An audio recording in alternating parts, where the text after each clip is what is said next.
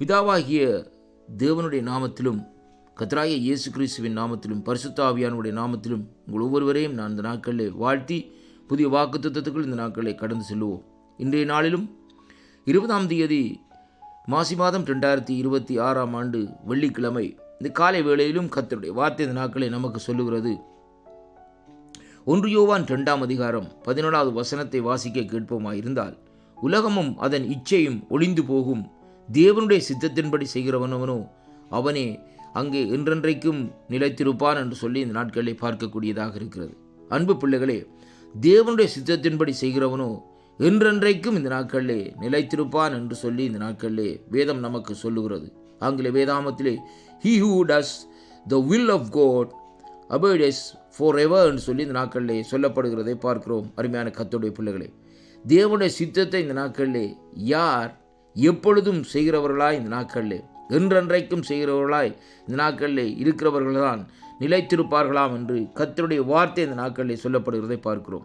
அதே வசனத்திலே மேல் பகுதியிலே சொல்லப்படுகிறது, உலகமும் அதனுடைய இச்சையும் ஒளிந்து போகும், தேவனுடைய சித்தத்தின்படி செய்கிறவன் அவனோ அவனே என்றென்றைக்கும் நிலைப்பான் என்று பார்க்கிறோம். அருமை பிள்ளைகளே, இந்த நாளிலும் ஆண்டவருடைய சித்தத்தை அறிந்து அந்த சித்தத்தின்படி செய்கிறவர்களாய் இந்த நாட்களிலே நாங்கள் இருக்க வேண்டும் என்பதைத்தான் கர்த்தருடைய வார்த்தை இந்த நாட்களை நமக்கு இந்த நாட்களை கற்றுத்தருகிறதை பார்க்கிறோம்.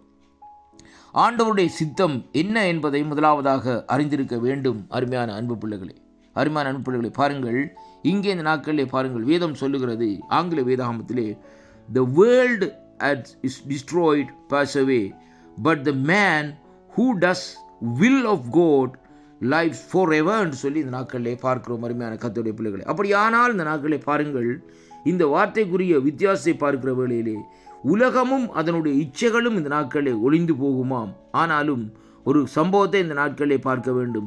கர்த்தருடைய சித்தம் எது என்று நாங்கள் இந்த நாட்களிலே அறிந்து நாங்கள் செயல்படுவோமா இருந்தால், அருமையான அன்பு பிள்ளைகளே, இந்த நாட்களிலே பாருங்கள், நாங்கள் அதாவது என்றென்றைக்கும் இந்த நாட்களிலே நிலைத்திருக்கும்படியாக தேவன் இந்த நாட்களை கிருபை செய்வார். அருமையான அன்பு பிள்ளைகளே, ஆண்டவராகிய இயேசு கிறிஸ்து இந்த பூமியிலே வந்ததன் நோக்கம் என்ன? பிதாவுடைய சித்தத்தை செய்யும்படியாக, பிதாவுடைய ராஜ்யம் இந்த பூமியிலே செய்யப்படும்படியாக ஆண்டவர் தன்னுடைய சீசர்களுக்கு கற்றுக் கொடுக்கிறார். இந்த நாட்களிலே, பரமண்டலங்களிலே இருக்கிற எங்கள் பிதாவே, உம்முடைய நாமம் பரிசுத்தப்படுவதாக, உம்முடைய சித்தம் பரமண்டலத்திலே செய்யப்படுவது போல இந்த பூமியிலும் செய்யப்படுவதாக என்று ஆண்டவர் அந்த ஜெபத்தை இந்த நாட்களை கற்றுக் கொடுக்கிறார். ஏன் அப்படியாக அந்த நாட்களை கற்றுக் கொடுத்தார் என்று சொன்னால், பரமண்டலத்திலே எப்படியாக அந்த நாட்களை பரலோகத்திலே தேவனுடைய சித்தம் செய்யப்படுகிறதோ அதே விதமாக இந்த பூமியும் இந்த நாட்கள் இந்த மனுஷர்கள் தேவனால் உருவாக்கப்பட்ட மனுஷர்கள் வாழுகிற பூமியும் பரலோகத்தை போல் இந்த நாட்களிலே மாற வேண்டும் என்பதைத்தான் கர்த்தர் இந்த நாட்களிலே அந்த இடத்திலே ஆண்டவர் இந்த நாட்களிலே ஜனங்களுக்கு தன்னுடைய சீசர்களுக்கு கற்றுக் கொடுக்கிறதை பார்க்கிறோம்.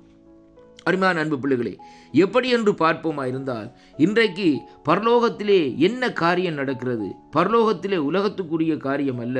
அங்கே தேவ தூதர்களாக இருந்தாலும் சரி, இந்த நாட்களிலே மரிக்கிற, அதாவது தேவனை அறிந்து மரிக்கிற ஆத்துமாக்களாக இருந்தாலும் சரி, பழைய ஏற்பாட்டு பரிசுத்தவான்கள் புதிய ஏற்பாட்டு பரிசுத்தவான்களாக இருந்தாலும் தேவனை ஆராதிக்கிறவர்களாய் இந்த நாட்களிலே அங்கே அவர்கள் இருக்கிறதை அங்கே பரலோகம் அப்படியாக இருக்கிறது என்று வெளிப்படுத்தலே இந்த நாட்களில் சொல்லப்படுகிறதை பார்க்கிறோம். அருமையான அன்பு பிள்ளைகளே, அப்படியானால் இந்த நாட்களே அதே விதமாக தேவனுக்கு ஆராதனை செய்யும்படியாக இந்த பூமியிலே அவர் ஏற்படுத்தின ஜனங்கள் இந்த நாட்களிலே அவருடைய சித்தத்தை செய்ய வேண்டும் என்பதைத்தான் கர்த்தருடைய வார்த்தை இந்த நாட்களை நமக்கு கற்றுத்தருகிறதை பார்க்கிறோம்.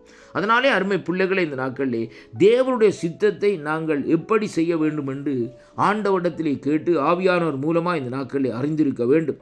அப்படி நாங்கள் தேவனுடைய சித்தத்தை நாங்கள் செய்ய முயற்படுகிற வேளையிலே வேதம் சொல்லுகிறபடி என்றென்றைக்கும் இந்த நாட்களை நிலைத்திருக்கும்படியாக தேவன் இந்த நாட்களை நமக்கு அந்த கிருபையை தருவார். இந்த வாக்குத்தத்தங்களை நீங்கள் வாசிக்கிற வேளையிலே ஆண்டவர் இந்த நாட்களில் உங்களுடைய வாழ்க்கையில் ஒரு திருப்பத்தையும் மாற்றத்தையும் கொண்டு வருவார். தேவனுடைய சித்தத்தை செய்யும்படியாக இந்த நாட்களில் கடைசி நாட்களில் நீங்கள் ஆயத்தப்படுங்கள்.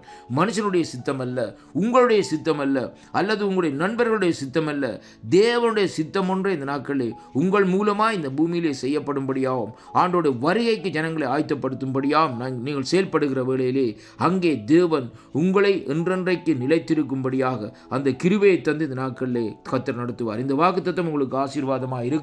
வாக்குத்தத்தங்களை விசுவாசியுங்கள். தேவனுடைய சித்தத்தை செய்யும்படியாக இப்பொழுது ஒரு தீர்மானத்தை எடுத்து இந்த நாட்களை உங்களை மாற்றிக்கொள்ளுங்கள். கர்த்தர் உங்களை நிறைவாக ஆசீர்வதிப்பாராக.